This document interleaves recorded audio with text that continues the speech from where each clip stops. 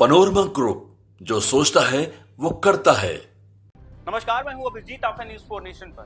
किसी भी राज्य को चलाने के लिए राजस्व वसूली जरूरी है। तो राजस्व की वसूली होती है जीएसटी से और आयकर से। और देखिए, बिहार एक बार जीएसटी में रिकॉर्ड तोड़ वसूली की है। आपको बता दें, इस बार पेट्रोल से बिहार को 30% अधिक राजस्व की कमाई हुई है। बिहार में मार्च 2024 की तुलना में मार्च 2025 में 30% अधिक जीएसटी संग्रह हुआ है।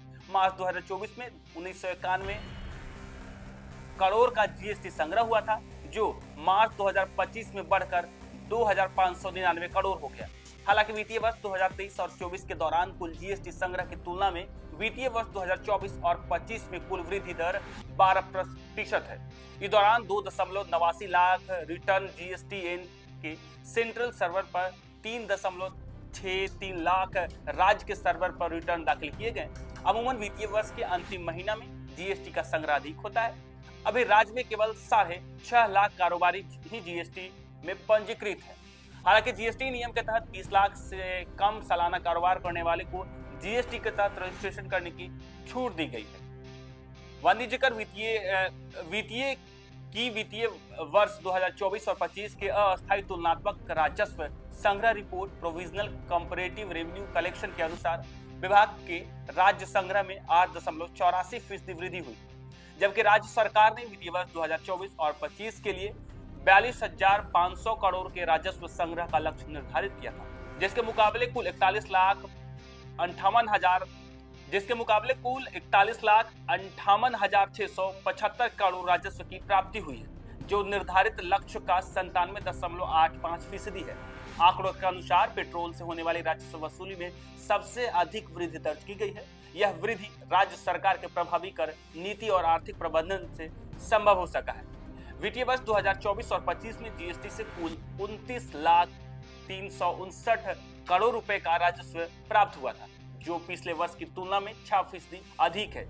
वर्ष 2023 और 24 में 27,622 करोड़ का संग्रह हुआ था। वर्ष 2024 और 25 में जीएसटी से कुल 9,91,068 करोड़, आईजीएसटी सेटलमेंट से कुल 19,37,000 और सब टैक्स के बकाये संग्रह में कुल 55.59 करोड़ की प्राप्ति हुई थी। इसके अतिरिक्त 22.37 करोड़ की राशि मुआवजे के रूप में वसूली की गई थी। राजस्व के मामले में गैर जीएसटी श्रेणी में उल्लेखनीय वृद्धि दर्ज की गई है। इस मद में कुल 12,02,026 करोड़ का संग्रह हुआ है, जिसमें पेट्रोल 10,51,000 करोड़, आबकारी शुल्क 1,05,000 और प्रोफेशनल टैक्स से 1,95,085 करोड़ की प्राप्ति हुई थी। राज्य सरकार ने वित्तीय वर्ष 2024 और 25 के लिए 42,500 करोड़ के राजस्व संग्रह का लक्ष्य निर्धारित किया था, जिसके मुकाबले कुल 41,05,086.75 करोड़ राजस्व की प्राप्ति हुई, जो निर्धारित लक्ष्य का 97.85% है।